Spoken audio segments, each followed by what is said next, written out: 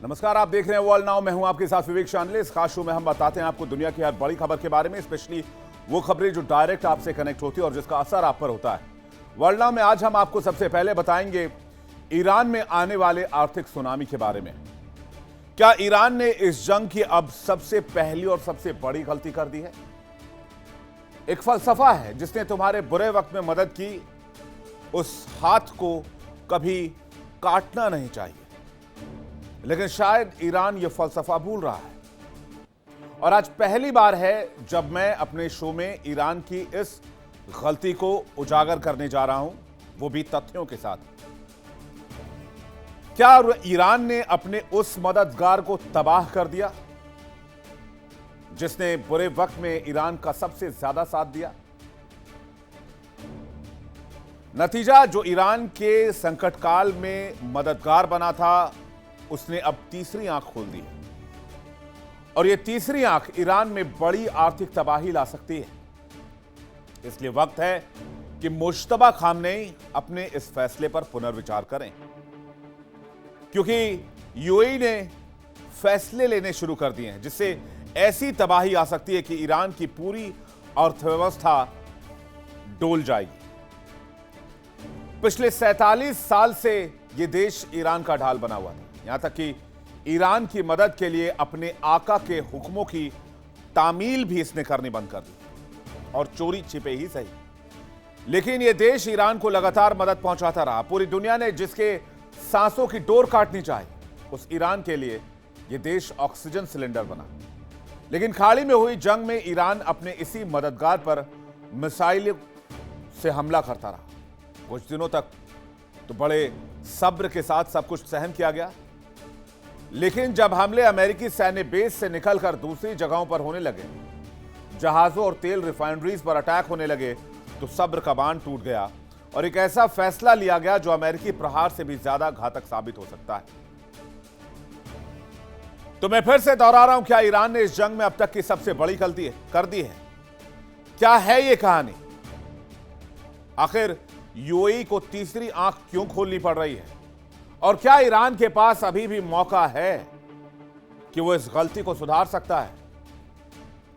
जानेंगे खबर को डिटेल से, समझेंगे इस खबर के हिस्ट्री में आखिर रिलेशन किस तरह से यूएई और ईरान के रहे। फिर वर्ल्ड नाउ में आपको बताएंगे खाड़ी की जंग में कैसे अमेरिका हिल गया। दरअसल जब 28 फरवरी को यूएस और इजराइल की सेनाओं ने तेहरान को धुआं धुआं कर दिया, आयतुल्ला खामनेई सहित ईरान की पूरी टॉप लीडरशिप का सर्वनाश कर दिया, तो लगा कि ईरान इस जंग में कुछ ही दिनों का मेहमान है। लेकिन ऐसा नहीं हुआ। ईरान ने अपनी नई लीडरशिप तो खड़ी कर ही ली, अमेरिकी हमलों का ऐसा मुंहतोड़ जवाब दिया कि ट्रंप और नेतन्याहू हक्के बक्के रह गए। ईरान ने अमेरिकी हमलों से अपनी हित की रक्षा तो की, खाड़ी में अमेरिकी बेसिस को भी जबरदस्त नुकसान पहुंचाया, चाहे वो यूएई हो, कतर हो, कुवैत हो, बहरीन हो, जॉर्डन हो, सऊदी अरब हो। जहां जहां अमेरिकी सैन्य बेस थे, वहां वहां ईरान मिसाइल और ड्रोन शोले बनकर बरसने लगे। इन हमलों के कारण इन बेसिस को इतना जबरदस्त नुकसान पहुंचा है कि खबर है कि अमेरिका खाड़ी से अपना पैकअप करने की सोच रहा है, बोरिया बिस्तर पैक कर रहा है। तो क्या ईरान ने इतने सालों से खाड़ी में जमे जमाए अमेरिकी किलों को हिला दिया? क्या है ये रिपोर्ट्स, और क्या वाकई डोनाल्ड ट्रंप इस पर विचार कर रहे हैं? पेंटागन में इस पर चर्चा हो रही है। बताएंगे आपको इस खुफिया रिपोर्ट के बारे में वर्ल्ड नाउ में डिटेल से, और अगर ऐसा होता है तो मिडिल ईस्ट में क्या बदल जाएगा आने वाले समय में, यह भी आपको बताएंगे। तो चलिए शुरुआत करते हैं और देखते हैं वर्ल्ड नाउ डिटेल से। जो देश कभी ताकतवर था, अब उसे सामान चाहिए था, पैसा चाहिए था, दुनिया से जुड़ने के लिए रास्ता चाहिए था। वो रास्ता बना यूएई, वो रास्ता बना दुबई। लेकिन फिर भी वो मुल्क किसी तरह जिंदा रहा, सांस लेता रहा, खाता रहा, बेचता रहा, कमाता रहा। आखिर कैसे? क्योंकि उसके ठीक पड़ोस में एक ऐसा दरवाजा खुला हुआ था जिसे होकर उसकी हर एक जरूरत की चीज ईरान तक पहुंचती थी। तो क्या इस जंग में ईरान ने अब तक की सबसे बड़ी गलती कर दी? और क्या ईरान पर अब तक का सबसे तगड़ा प्रहार हुआ है यूएई की तरफ से? और क्या अभी भी वक्त है कि ईरान अभी भी इस रिश्ते को फिर से ठीक कर सकता है अगर उसे अमेरिका से लंबी लड़ाई लड़नी? कहानी दो दोस्तों की जो अब दुश्मनी में बदलती दिख रही है। जो ईरान के पॉइंट ऑफ व्यू से, प्रोस्पेक्टिव से बिल्कुल भी ठीक नहीं है, जहां तक अंदाजा लगाया जाए। दुनिया की सख्त पाबंदियों के बीच भी ईरान के लिए वो दरवाजा कभी बंद नहीं हुआ, लेकिन 19 अगस्त 2026 को वो दरवाजा बंद हो गया। ना किसी जंग का ऐलान हुआ, ना किसी फौज ने कूच किया, बस कागज पर लिखा गया एक फैसला, और उस एक फैसले ने तेहरान की सत्ता के गलियारों में हड़कंप मचा दिया। तो सवाल कि आखिर वो कौन सा दरवाजा था जिसके सहारे ईरान सर्वाइव कर रहा था, और उसे बंद क्यों किया गया? और सबसे बड़ा सवाल कि आगे क्या होगा? इस पूरे मामले को समझने के लिए इस कहानी को कड़ी दर कड़ी, सिलसिलेवार तरीके से देखना पड़ेगा, समझना पड़ेगा। 18 अगस्त की रात खाड़ी में अचानक सायरन गूंजने लगे। महीनों बाद यूएई के आसमान में फिर से वो अलार्म बजा, जो लोगों को घरों से निकलकर बंकरों और सेफ जोन की तरफ भागने पर मजबूर कर रहा था। यूएई के डिफेंस मिनिस्ट्री ने दावा किया कि उसके एयर डिफेंस सिस्टम ने ईरान की तरफ से दागी गई 2 बैलिस्टिक मिसाइलों को डिटेक्ट किया। इनमें से एक मिसाइल यूएई के समंदरी इलाके के बाहर जाकर गिरी, तो दूसरी सीधे उसके अपने टेरिटोरियल वाटर्स के अंदर आधम की। किसी जनहानि की खबर नहीं थी, लेकिन यूएई के आकलन में एक बात साफ थी कि इन मिसाइलों का असली निशाना था खाड़ी से गुजरने वाला समंदरी यातायात, यानी वो जहाज जो दुनिया भर में तेल और सामान ढोते हैं, जो खाड़ी देशों तक जरूरी सामान लेकर आते हैं। कुछ ही घंटों में यूएई की फॉरेन मिनिस्ट्री का बयान आया, जिसमें साफ इशारा था कि इलाके की शांति को कमजोर करने वाली हरकतों पर अब और चुप्पी नहीं साधी जा सकती। इसे ठोस कार्रवाई से जवाब दिया जाना बहुत जरूरी है। और यही वो रात थी जो अगले 24 घंटों में मिडिल ईस्ट की तस्वीर पूरी तरीके से बदलने वाली थी। यूएई ने एक तरह से तीसरी आंख खोल दी है।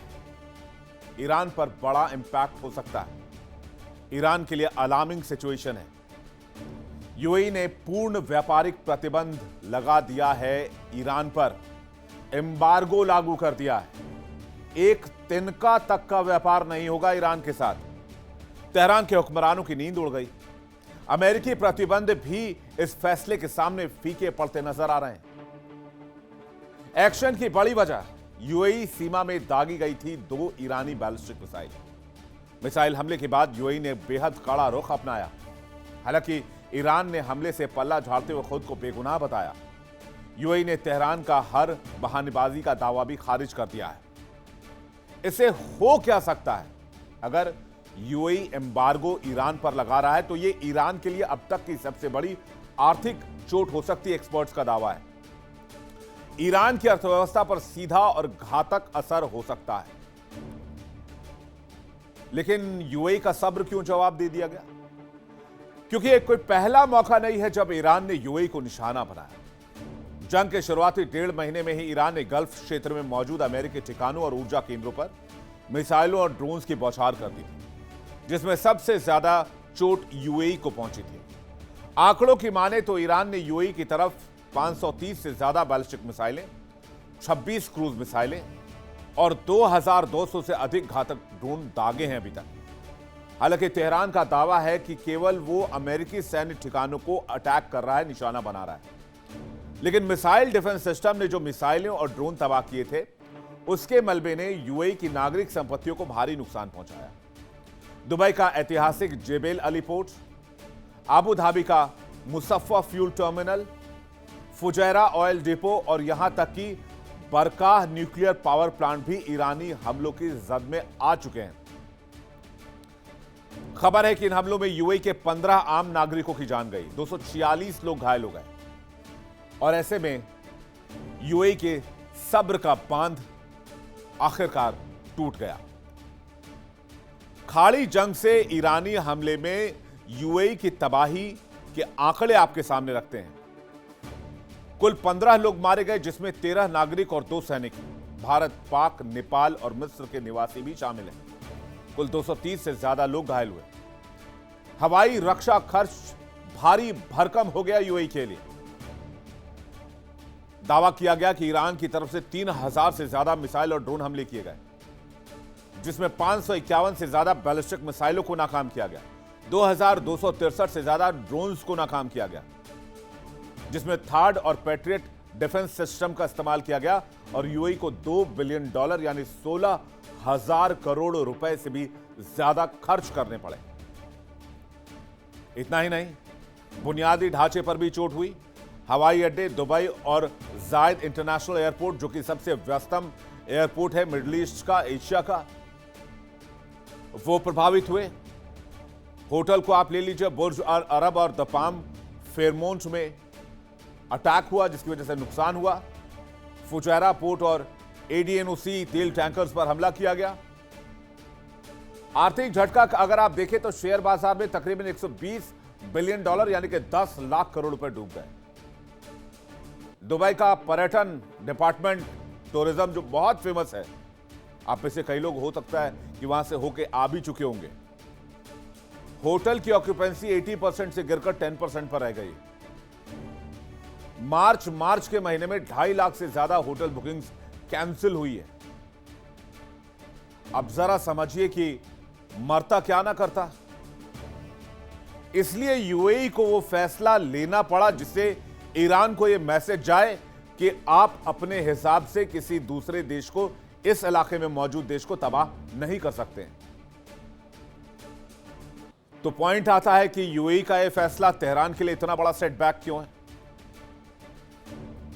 इसके लिए ईरान को समझना होगा। पहले 1979 में इस्लामिक क्रांति के बाद अमेरिका ने, चूंकि अमेरिका समर्थित सरकार को इस्लामिक क्रांति के बाद उखाड़ फेंका गया, रजा पहलवी को देश से बाहर कर दिया गया, तो अमेरिका ने ईरान पर बहुत जबरदस्त इकोनॉमिक सैंक्शन लगाए। ईरान को स्विफ्ट बैंकिंग सिस्टम से निकालकर बाहर फेंक दिया। ईरान की करेंसी को नल एंड वॉइड कर दिया। और इस मुश्किल दौर में ईरान हमेशा यूएई और खासकर दुबई के रास्तों का इस्तेमाल कर इन पाबंदियों से मुकाबला करता रहा और बहुत हद तक सहूलियतें जुटाता रहा। अमेरिका चाहकर भी, चूंकि ये सारे ट्रेड मिडिल ईस्ट में होते थे, पर्शियन गल्फ में होने वाले इन ट्रेड्स की वजह से इन देशों के आदान प्रदान को अमेरिका चाहकर भी पूरी तरीके से बंद नहीं कर सकता था। आंकड़ों को देखें तो यूएई और ईरान के बीच हर साल अरबों डॉलर का लीगल व्यापार भी हुआ। ऑब्जर्वेटरी ऑफ इकोनॉमिक कॉम्प्लेक्सिटी के मुताबिक 2023 में दोनों देशों के बीच 6.2 अरब डॉलर का कारोबार दर्ज किया गया। इसमें यूएई ने अकेले 5.8 अरब डॉलर का सामान ईरान को बेचा। ईरान की अपनी जनता, आम जनता, अपनी बुनियादी जरूरत, स्मार्टफोन, कंप्यूटर, इलेक्ट्रॉनिक्स, तंबाकू, ड्राई फ्रूट्स और भी कई तरह के सामानों के लिए पूरी तरीके से यूएई पर डिपेंड करते हैं। मई 2024 में ही दोनों देशों ने ट्रांसपोर्ट, एग्रीकल्चर और टूरिज्म में हाथ मिलाने का एमओयू भी साइन किया, अग्रीमेंट किया। हालांकि मिसाइल कांड के बाद यूएई ने अरबों डॉलर के इस पूरे कारोबार पर हमेशा के लिए ताला जड़ दिया, यानी कि ईरान पर एम्बार्गो लगा दिया। कागजी व्यापार से हटकर देखा जाए तो दुबई लंबे समय से ईरान की पूरी अर्थव्यवस्था के लिए ऑक्सीजन सिलेंडर की तरह काम करता रहा। जब भी अमेरिका या वेस्टर्न कंट्रीज ने या यूरोपीय देशों ने ईरान की गर्दन को दबाने की कोशिश की, ईरान की गला दबाने की कोशिश की, तब दुबई के व्यापारियों ने माल खरीदकर सीक्रेट रास्तों से उसे ईरान पहुंचाया। ईरान के लोगों को सपोर्ट करता रहा। इतना ही नहीं, जब अमेरिका और इजराइल की मिलिट्री ने ईरान पर हमले शुरू किए, जब अमेरिकी नेवी ने ईरानी बंदरगाहों की समुद्री नाकेबंदी कर दी, जब दुनिया भर के बैंकों ने ईरान से दूरी बना ली, तब भी यह रास्ता खुला रहा, यह दरवाजा खुला रहा। और वो रास्ता था दुबई का। यही वो शहर है जहां से ईरान को उसकी रोजमर्रा की जरूरत का सामान पहुंचाया जाता रहा। यहीं से उसका पैसा दुनिया के बाजारों तक आता जाता रहा। ईरानी अर्थव्यवस्था के लिए जो आखिरी ऑक्सीजन सिलेंडर बचा तो वो कैसे दांव पर है, इसको आंकड़ों के जरिए जरा देख लीजिए। अब एम्बार्गो लगाने के बाद ईरान और यूएई के बीच दांव पर है $28 बिलियन का बिजनेस। सालाना व्यापार है 21 बिलियन से $28 बिलियन। वर्ल्ड ट्रेड ऑर्गेनाइजेशन के आंकड़ों को अगर उठा लिया जाए तो यूएई नंबर 1 सप्लायर है लगातार 5 साल से। यूएई ईरान के सबसे बड़े आयात का सोर्स था। इस मामले में चीन भी पीछे रह गया। यूएई ने चीन को भी पछाड़ दिया था। अब यूएई को लाइफलाइन कह सकते हैं ईरान के लिए। कुल आयात ईरान अपनी जरूरत का 30% से अधिक अकेले यूएई से इंपोर्ट करता था। एक्सपोर्ट ईरान के कुल एक्सपोर्ट का 13% हिस्सा सिर्फ यूएई को जाता था। हालिया रिकॉर्ड मार्च 2025 से जनवरी 2026 के बीच का भी हमने खंगाला। इस दरमियान भी जब ये जंग के बीच सब कुछ चल रहा था, आपको याद होगा कि पिछले साल जून में 2025 में भी अमेरिका ने हमला किया था, उस दरमियान भी यूएई ने ईरान से 15 अरब डॉलर का इंपोर्ट किया। यूएई से क्या आयात करता है Iran? Electronics, mobile phone, computer, दूसरे तकनीकी उपकरण, मशीनरी, औद्योगिक उपकरण, यांत्रिक उपकरण, परमाणु रिएक्टर, बॉयलर, उपभोक्ता सामान, मांस, खाद्य उत्पाद, अलग अलग तरीके के ड्राई फ्रूट्स, सोना, चांदी और दूसरे मूल्यवान धातु, आभूषण। ईरान क्या लेता है यूएई से? यानी कि ईरान से क्या खरीदता है यूएई? कृषि उत्पाद, खाद्य सामग्री, सूखे मेवे, पिस्ता, बादाम, अंगूर, अन्य ताजे फल, समुद्री उत्पाद, मछली, झींगा, खनिज निर्माण सामग्री, भवन निर्माण के पत्थर, सीमेंट, संगमरमर, बिल्डिंग स्टोन, डेयरी उत्पाद में शहद, अंडे और दूसरे खाद्य वस्तुएं भी इंपोर्ट करता है। दो देश इस इलाके में एक दूसरे को सिर्फ इसलिए सपोर्ट करते रहे ताकि ईरान जैसी बहुत बड़ी पुरानी सभ्यता टूट ना जाए, कहीं खो ना जाए। 1979 के इस्लामिक क्रांति के बाद जब ईरान पर अमेरिकी पाबंदी लगी तो अमेरिका का मकसद था ईरान की इकोनॉमी को हमेशा के लिए तबाह कर देना, जब तक ईरान अमेरिका के चरणों में सरेंडर ना कर दे। और नतीजा यह रहा कि ईरान की प्रति व्यक्ति जीडीपी 2012 के $8,000 से घटकर 2024 में सिर्फ $5,000 रह गई। ऐसे में चीन और तुर्की से भी आगे निकलकर दुबई ईरान का सबसे बड़ा व्यापारिक मददगार बना। ईरान के कुल सालाना आयात का 1/3 हिस्सा सीधे दुबई के रास्ते ही जाता था। इतना ही नहीं, दुबई का जेबेल अली पोर्ट, जो दुनिया का सबसे बड़ा मानव निर्मित गहरा बंदरगाह है, ईरान के मालवाहक जहाजों के लिए सबसे बड़ा अड्डा था। लेकिन कहानी सिर्फ माल ढुलाई की नहीं। दुबई की असली ताकत उसका करेंसी मार्केट था। जानकार बताते हैं कि ईरान के विदेशी व्यापार के लिए जरूरी विदेशी मुद्रा का करीब 80% हिस्सा दुबई के जरिए ही जाता आता रहा। सोयाबीन से लेकर इंडस्ट्रियल मशीनरी तक ईरान की जरूरी खरीद का करीब 40% हिस्सा इसी रास्ते से होकर गुजरता रहा। थिंक टैंक एफडीडी के एक जानकार का कहना है कि जिसे ईरान अपना यूएई से आयात बताता रहा, उसमें बड़ा हिस्सा असल में यूएई का बना सामान था ही नहीं, बल्कि दुनिया भर से आया सामान दुबई के रास्ते फिर सिर्फ रीरूट होकर ईरान पहुंचता रहा। और सिर्फ इतना ही नहीं, दुबई पर लंबे समय से आरोप लगते रहे कि वहां ऐसी कंपनियां भी काम कर रही हैं जो ईरान के रिवोल्यूशनरी गार्ड्स यानी कि आईआरजीसी से जुड़े करोड़ों डॉलर के पैसों को खपाने में मदद करती हैं। अमेरिका बार बार यूएई सरकार से सख्ती बरतने की मांग करता रहा, लेकिन इतने मुश्किल समय में भी यूएई लगातार ईरान के साथ खड़ा रहा। दुबई देख लीजिए आप, ईरान आईआरजीसी की 80% फॉरेक्स लाइफलाइन है। प्रतिबंधों का तोड़ कैसे निकाला? ग्लोबल बैंकिंग से कटने के बाद दुबई बना सहारा। ईरान ने दुबई को अपनी विदेशी मुद्रा फॉरेक्स का गढ़ बनाया।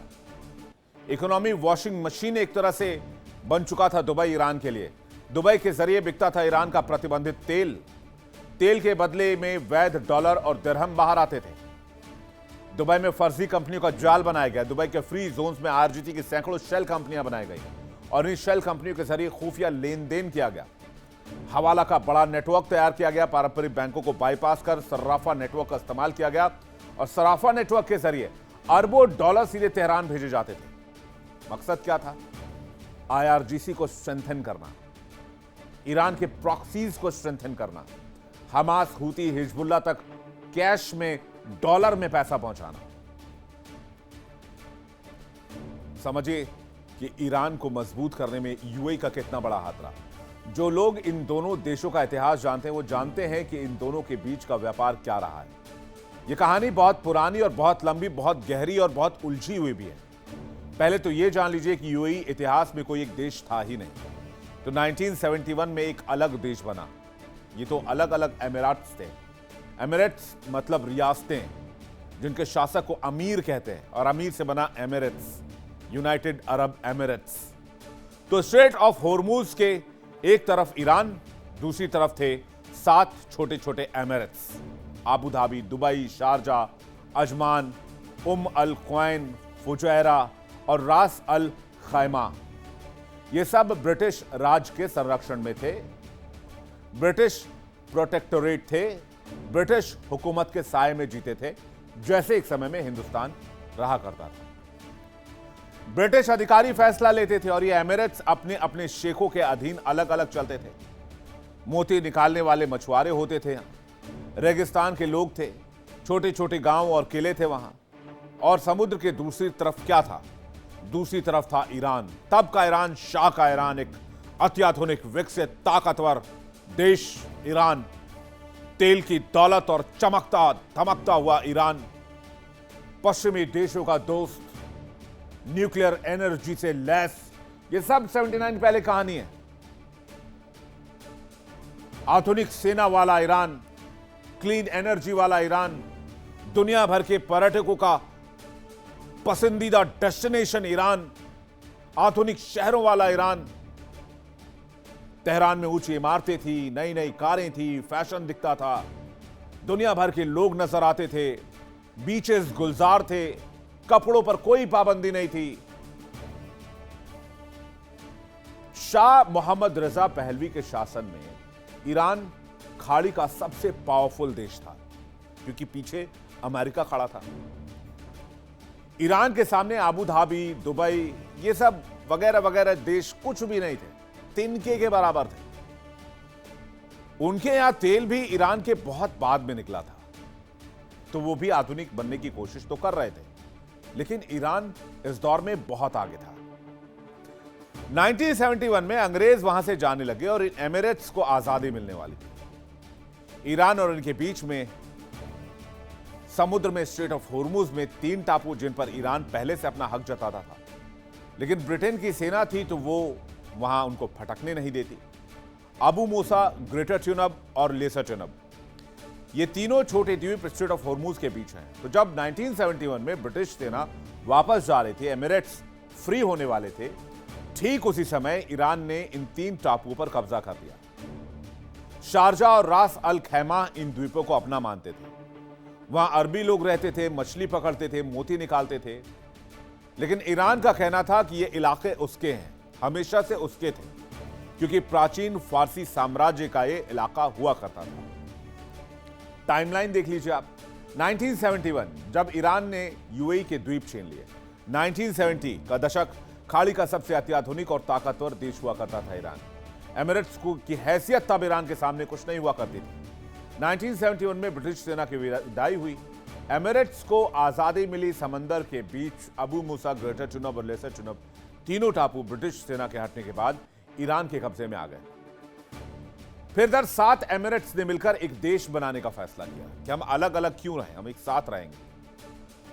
तब वजूद में आया यूनाइटेड अरब एमिरेट्स, संयुक्त अरब अमीरात। लेकिन यूएई को बर्दाश्त करना पड़ा। ईरान ने 3 टापुओं को अपने कब्जे में ले लिया था, क्योंकि ईरान का दावा था और ईरान उस वक्त बहुत ताकतवर था, उससे लोहा लेना बहुत मुश्किल था। लेकिन वक्त का पहिया घूमा और 1979 में इस्लामिक क्रांति हो गई। अमेरिकी समर्थित शाह रजा पहलवी को हटा दिया गया और ईरान को इस्लामिक गणराज्य घोषित कर दिया गया। आयतुल्ला खुमैनी शासन में आए और जिस तरह से तख्ता पलट किया गया, ईरान के डिप्लोमेट्स के खिलाफ एक्शन लिया गया। 400 से ज्यादा दिन तक अमेरिकी डिप्लोमेट्स को बंधक बनाकर रखा गया। अमेरिका ने बहुत कड़े सैंक्शंस इंपोज किए। अमेरिका गुस्से से पागल हो गया और उसने ईरान को तबाह करने की कसम खा ली कि ईरान जब तक घुटने नहीं टेकेगा, जब तक अमेरिका की चरणों में नहीं गिरेगा, ईरान की इकोनॉमी को तबाह कर देंगे। नतीजा क्या हुआ? ईरान दुनिया से कटने लगा, प्रतिबंध लगने लगे। अमेरिका ने प्रतिबंध लगाए तो पूरा यूरोप सैंक्शंस की पाड़ लेकर आ गया। ईरान अलग थलग पड़ गया, दुनिया से दूर हो गया। अमेरिका ने ईरान पर ऐसा शिकंजा कसा कि ईरान का सांस लेना भी मुश्किल था। ईरान न तेल बेच सकता था, न दुनिया से पैसा ले सकता था, न दुनिया में सामान बेच सकता था, न कहीं से इंपोर्ट कर सकता था, न एक्सपोर्ट कर सकता था। यहां तक कि एक एक दिन के लाले पड़ गए। जो देश कभी ताकतवर हुआ करता था, अब उसे सामान चाहिए था, बाजार चाहिए था, पैसा चाहिए था, दुनिया से जुड़ने का रास्ता चाहिए था। लेकिन तीन तीन पोर्ट कब्जा करने के बाद भी यूएई वो रास्ता बना, दुबई वो रास्ता बना। दुबई, यूएई सब ईरान के साथ खड़े रहे और इसलिए अमेरिकी प्रतिबंधों के बावजूद यूएई के होने की वजह से ईरान जिंदा रहा, और न सिर्फ जिंदा रहा बल्कि अरबों डॉलर के व्यापार से खजाने को भी भरता रहा और अपनी शक्ति भी मजबूत करता रहा। सामान आते जाते रहे, व्यापार चलता रहा। और जब ईरान और अमेरिका में जंग हुई तो ईरान ने अमेरिकी ठिकानों पर हमला करने की शुरुआत की, क्योंकि ईरान जानता था कि वो 12,000 किलोमीटर दूर बैठे अमेरिका तक डायरेक्ट अटैक नहीं कर सकता है। खाड़ी देशों ने कहा कि ईरानी मिसाइल हमारे यहां नहीं गिरने चाहिए। ईरान ने कहा कि हम अमेरिकी बेस को निशाना बना रहे हैं, क्योंकि यूएई अब 1971 वाला यूएई नहीं रहा। ईरान ने 3 टापुओं को हथिया लिया था, वो कुछ कर नहीं पाया। अब तो यूएई ईरान को बराबरी की नजर से देखता है और ये मानता है कि उसने इतने साल ईरान की मदद की तो ईरान को उसका एहसान मानना चाहिए। लेकिन जंग के दौरान तनाव बढ़ गया, जहाजों पर हमले हुए, टैंकर्स पर हमले हुए, मिसाइलें चली, ड्रोन चली, बैलिस्टिक मिसाइल चलाने का आरोप लगाया गया है। यूएई ने ईरान पर अब साफ कर दिया है कि पानी सिर से ऊपर जा चुका है। सारे रिश्ते बंद, सारा व्यापार बंद, सारा लेन देन बंद। सवाल यह है आगे ईरान का क्या होगा? ईरान को बाजार कौन देगा? पाकिस्तान ईरान का दुश्मन है, रशिया बहुत दूर है, कैस्पियन सागर के जरिए 650 माइल्स की लगभग दूरी है। आसपास कोई देश मददगार है नहीं। एक बॉर्डर अफगानिस्तान से लगता है, अफगानिस्तान खुद के लाले पड़े हुए हैं। अगर ईरान इस जंग के बाद भी प्रतिबंधों से घिरा रहा, यूएई मुंह मोड़ चुका है, तो फिर ईरान के लिए सोचने वाली स्थिति आ जाएगी। यूएई दुनिया भर से कनेक्ट तो रहेगा, लेकिन ईरान के लिए दुबई और यूएई के सारे दरवाजे बंद कर दिए गए। यूएई का साफ कहना है, हमले बंद करो तब रिश्ते बहाल होंगे। ईरान के साथ अगर ऐसा तनाव हो गया कि बैलिस्टिक मिसाइलें चलने लग गई तो यूएई को भी नुकसान होगा। लेकिन कहते हैं कि जो हाथ आपको रोटी खिलाता आप उस हाथ को नहीं काट सकते। लेकिन खाड़ी के इस जंग में अब दो दोस्त दुश्मन में बदलते नजर आ रहे हैं। आज यूएई ने एम्बार्गो लगा दिया है। अगर ईरान ने इस फैसले का तोड़ नहीं निकाला, अगर ईरान ने वापस यूएई से दोस्ती नहीं की, अगर ईरान बातचीत के टेबल पर नहीं आया यूएई के साथ, तो बड़ा नुकसान हो जाएगा। फौज जिसके पास सबसे घातक हथियार हैं, सबसे बड़े एयरक्राफ्ट कैरियर हैं, सबसे अत्याधुनिक मिसाइल डिफेंस सिस्टम है, वो फौज आज खाड़ी के अपने ही किलों को छोड़ने की सोच रही है। जी हां, खाड़ी से अमेरिका का बैकअप हो सकता है, या अमेरिका अपनी सेना को आधा कर सकता है इस इलाके में। सुनने में अजीब लगता हो, लेकिन सच्चाई कुछ ऐसा ही है। पेंटागन में कुछ यही चर्चा चल रही है। क्या मिडिल ईस्ट में 50,000 सैनिकों की जरूरत है जिसकी सुरक्षा ना कर पाए, जिनको मरने के लिए छोड़ दिया जाए, जिनके ऊपर लगातार हमले हो रहे हों? क्या इन्हें घटाकर 20,000, 25,000 नहीं किया जा सकता, या 10,000 नहीं किया जा सकता? कुछ महीने पहले तक जिन ठिकानों पर अमेरिकी झंडा शान से लहराता था, आज उन्हीं ठिकानों की मरम्मत कराने से पेंटागन के हाथ कांप रहे हैं। सवाल यह नहीं है कि अमेरिका अब हार चुका है, जीत चुका है। सवाल यह है कि क्या अमेरिका ने खुद मान लिया है कि वो इस दुनिया का इकलौता बादशाह नहीं रहा?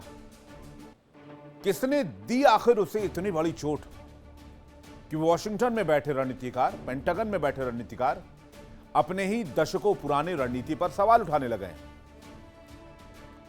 इस कहानी को समझने के लिए सिलसिलेवार तरीके से इसके तह तक जाना होगा। पहले चलिए 28 फरवरी 2026, जब अमेरिका और इजराइल ने ईरान पर मिलिट्री एक्शन शुरू किया गया। इस ऑपरेशन को नाम दिया गया roaring lion, operation epic fury. लेकिन ईरान ने चुप बैठने के बजाय जो जवाब दिया उसने पूरी दुनिया को चौंका दिया। ईरान ने ऑपरेशन शुरू किया गया ट्रू प्रॉमिस 4 और निशाना बनाया उन तमाम देशों को जहां अमेरिकी अड्डे मौजूद थे। बहरीन में अमेरिका का 5th फ्लीट नेवी का, यूएई का अल जफरा एयरबेस, कतर का अल उदैद एयरबेस, एक के बाद एक मिसाइलें और ड्रोन दागे जाने लगे। पहले ही दिन कुवैत का इंटरनेशनल एयरपोर्ट निशाने पर आया और वहां पर एयर ट्रैफिक पूरी तरीके से रोकना पड़ा। यूएई की डिफेंस मिनिस्ट्री के मुताबिक शुरुआती दिनों में ही उस पर 1567 ड्रोन और 15 क्रूज मिसाइलें और 285 बैलिस्टिक मिसाइलें दागी जा चुकी थी। यानी जिस अमेरिका को दुनिया अजयी समझती थी, उसके सहयोगी देशों की धरती अचानक जंग का मैदान बन गई। अब समझिए कि क्या अमेरिका की मौजूदगी में खाड़ी का खेल ओवर हो चुका है और इतनी बड़ी संख्या में अमेरिका मिडिल ईस्ट में आकर क्यों बैठा हुआ है। अमेरिकी सेंट्रल कमांड यानी कि सेंटकॉम, जिसको शॉर्ट फॉर्म में कहते हैं, उसके तहत करीब 50,000 सैनिक इस पूरे इलाके में तकरीबन 20 ठिकानों पर, जिसमें टेम्पररी बेस भी हैं और परमानेंट बेस भी हैं, तैनात रहते हैं। इसमें सबसे बड़ा नाम है कतर का अल उदैद एयरबेस, मिडिल ईस्ट में अमेरिका का सबसे बड़ा सैन्य अड्डा। फिर है बहरीन की नेवल सपोर्ट एक्टिविटी, जहां अमेरिकी नेवी का 5th फ्लीट मौजूद है और नेवल फोर्सेस सेंट्रल कमांड का हेडक्वार्टर भी है। दिलचस्प बात यह है कि अमेरिका 1948 से इस अड्डे का इस्तेमाल कर रहा है, जब यह सुविधा पहले ब्रिटेन की रॉयल नेवी चलाया करती थी। यूएई में अल धफरा और अल रुवैस जैसे ठिकाने हैं। सऊदी अरब में प्रिंस सुल्तान एयरबेस है। कुवैत में कैंप आरिफ जान और कैंप बुएहिरिंग जैसे बड़े अड्डे हैं। इराक, जॉर्डन में भी अमेरिकी सैन्य ठिकाने हैं। इराक में तो कंप्लीटली पैकअप हो चुका है। इराक को अमेरिका ने बंद करने का फैसला किया है। जॉर्डन में सैन्य बेस मौजूद है, बहुत छिपा हुआ था, लेकिन इसको ईरान ने ढूंढ लिया है। यानी स्ट्रेट ऑफ हॉर्मुज से लेकर पूरे मिडिल ईस्ट तक अमेरिका ने दशकों तक एक ऐसा सैन्य जाल बुना जिसकी बराबरी दुनिया का कोई और देश नहीं कर सकता था। लेकिन इसके पीछे की वजह क्या थी? पहले आप इन एयर बेसिस को सिलसिलेवार तरीके से देख लीजिए, फिर हम आपको बताते हैं इसके पीछे की वजह क्या थी। अमेरिका को भारी भरकम सपोर्ट के साथ यहां क्यों आना पड़ा।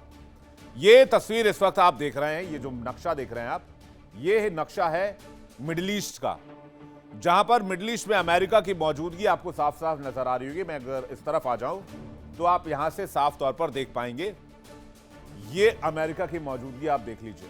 पूरे मिडिल ईस्ट की तस्वीर इस वक्त आपके सामने है। कुवैत से लेकर सऊदी अरब से लेकर बहरीन से लेकर इराक से लेकर जॉर्डन से लेकर कतर से लेकर यूएई तक, हर तरफ आपको अमेरिकी सैनिक नजर आएंगे और ये मौजूदगी है अमेरिका की।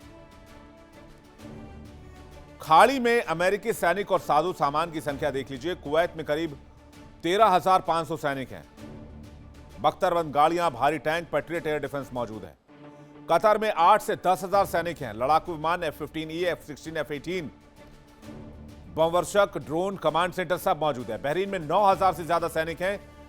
5th फ्लीट के युद्धपोत, विनाशक डिस्ट्रॉयर्स और पनडुब्बियां मौजूद हैं। यूएई में 3,500 से ज्यादा सैनिक हैं। F-35 स्टेल्थ फाइटर जेट, टोही विमान, refuelling tanker, MQ-9 reaper drone, सब कुछ मौजूद है। लेकिन जो नुकसान हुआ है उसने पेंटागन के होश उड़ा दिए। अमेरिकी think tank American enterprise institute के आकलन के मुताबिक ईरान ने सिर्फ एक दो नहीं बल्कि कई अहम ठिकानों पर एक साथ निशाना साधा। कतर के अल उदैद एयरबेस पर मिसाइल हमले से रनवे पूरा बर्बाद हो गया है।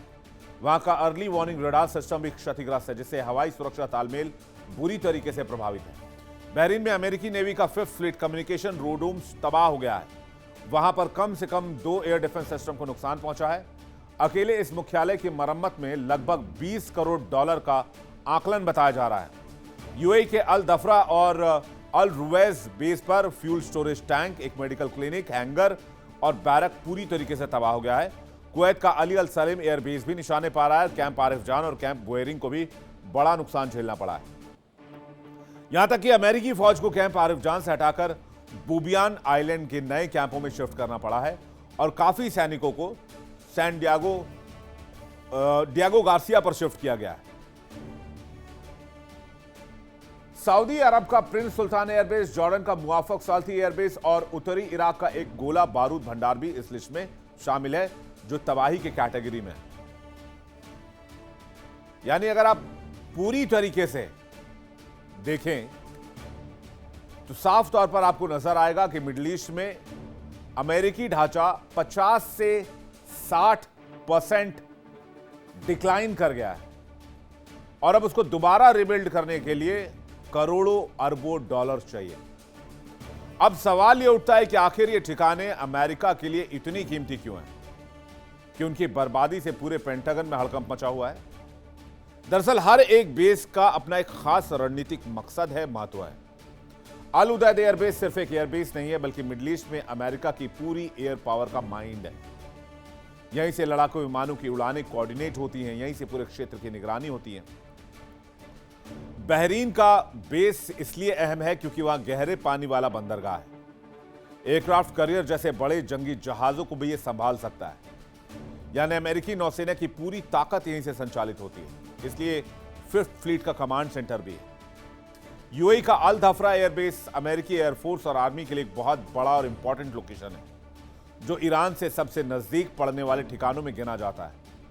कुवैत के ठिकानों में जमीनी फौज और लॉजिस्टिक्स की रीढ़ माने जाते हैं, जबकि सऊदी अरब और जॉर्डन के क्षेत्रीय अड्डे एयर डिफेंस और तेज तैनाती के लिए इस्तेमाल होते हैं, तेज अटैक के लिए इस्तेमाल होते हैं।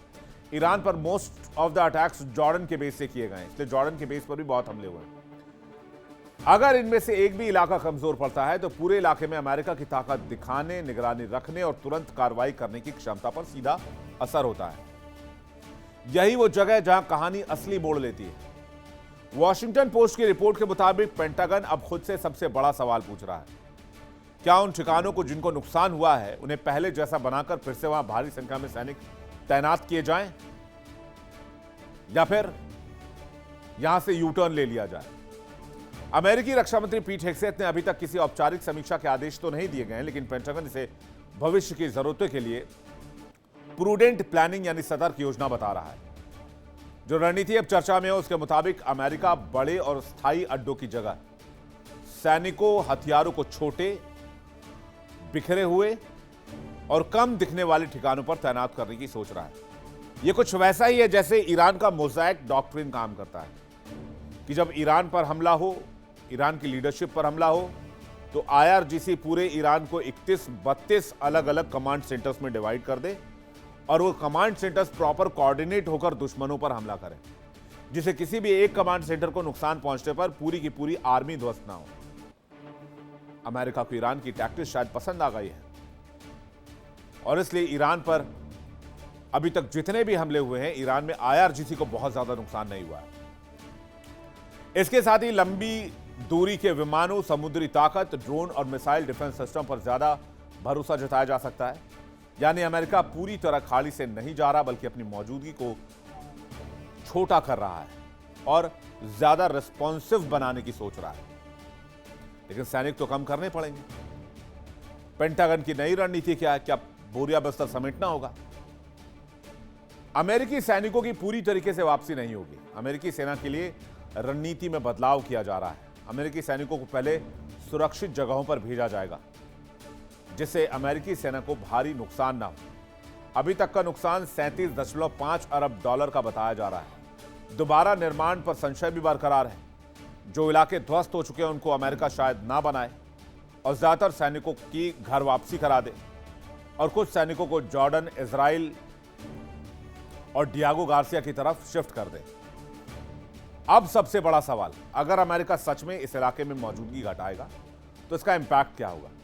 एक्सपर्ट्स की माने तो सिर्फ सैनिकों की गिनती घटाने का मामला नहीं है, बल्कि इससे पूरे इलाके में पावर बैलेंस बदल सकता है। सबसे पहला असर होगा खाड़ी के उन सहयोगी देशों पर जो दशकों से अमेरिकी सुरक्षा गारंटी के भरोसे चलते आए हैं। अगर अमेरिकी मौजूदगी घटी तो उनके मन में अमेरिका की प्रतिबद्धता को लेकर शक पैदा होगा, और यह शक ऑलरेडी पैदा हो चुका है, क्योंकि अमेरिका ने तेल के बदले खाड़ी देशों को सुरक्षा का भरोसा दिया था। और यही एंट्री होगी ईरान की, चाइना की और रशिया की। ये तीनों ही इसे अमेरिकी असर में कमी के संकेत के तौर पर देखेंगे और अपनी एक्टिविटी बढ़ाने की कोशिश करेंगे। चीन तो पहले से ही आर्थिक और कूटनीतिक मामलों के जरिए खाड़ी में अपनी पैठ बढ़ा रहा है और अमेरिका के पीछे हटते उसे एक और मौका मिल जाएगा। असली सवाल यह नहीं कि अमेरिका जीता या हारा, असली सवाल यह कि आने वाले समय में अमेरिका अपने सहयोगियों को कितना भरोसा दे पाएगा और ईरान जैसे दुश्मनों को कितनी असरदार तरीके से रोक पाएगा। यही वो परीक्षा है जिसका नतीजा तय करेगा कि खाड़ी की अगली कहानी किस तरफ मुड़ने वाली है। तो यह थी उस ताकत की कहानी जो दशकों तक अजयी समझी जाती रही और आज पहली बार जब खुद के ही किलो की रक्षा की बात आई तो सवाल उठने लगे। अब आने वाले हफ्तों महीनों में तय होगा कि पेंटागन इसे सिर्फ योजना तक सीमित रखता है या सच में खाड़ी में अपनी तस्वीर बदल डालता है। यह भी तय होगा कि इस उधेड़बुन का फायदा कौन उठाएगा, ईरान, चीन, रशिया या फिर किसी नए ताकत का इस इलाके में उदय होगा। वर्ल्ड नाउ में फिलहाल इतना ही। वक्त एक ब्रेक का है, खबरें जारी हैं, देखते रहिए इंडिया डेली 24/7। देखिए इंडिया डेली 24/7 अब आपकी स्मार्ट टीवी पर। इंडिया डेली मौजूद है सभी डिजिटल प्लेटफॉर्म पर लाइव और लगातार। इंडिया डेली 24/7 हर दिन राष्ट्र को समर्पित।